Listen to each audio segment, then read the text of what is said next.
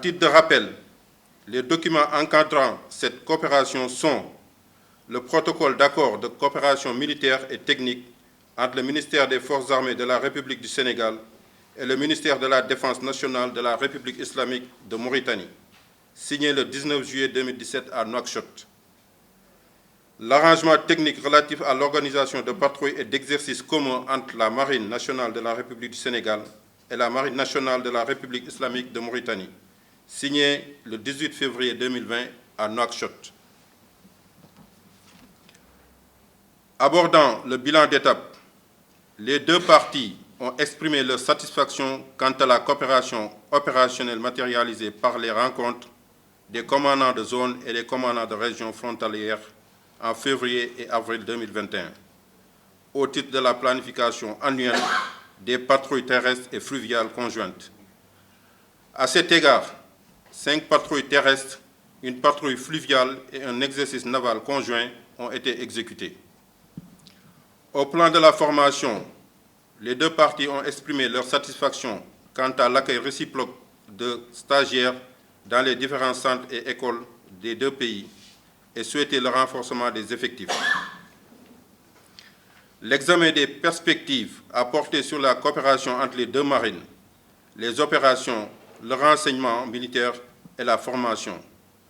À ce titre, les deux parties s'engagent, au plan maritime, à intensifier les actions conjointes de sécurisation des plateformes en mer et des frontières fluvio-maritimes communes, diligenter la signature du protocole de sécurité du projet Grand Tortue Ahmeyim, GTA, après les dispositions financières consenties par BP.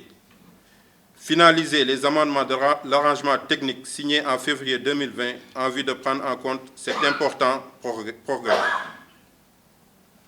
Sur le plan des opérations, à inviter systématiquement les militaires des deux armées dans les exercices et ou manœuvres nationaux.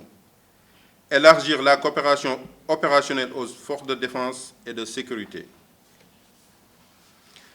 La partie mauritanienne a exprimé son souhait d'envoyer en immersion un détachement au centre d'entraînement tactique Capitaine Mbaye Diagne, en vue de s'inspirer de l'expérience sénégalaise dans les opérations extérieures. La partie sénégalaise est favorable à cette requête dont les modalités d'exécution seront définies d'un commun accord.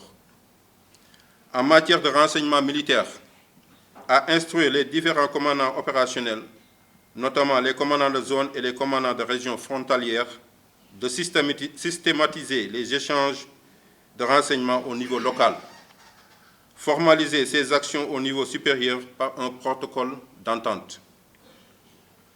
Dans le cadre de la formation, à accroître le nombre de places de stage offertes dans les écoles et centres, diversifier les échanges académiques et séjours d'immersion dans les écoles.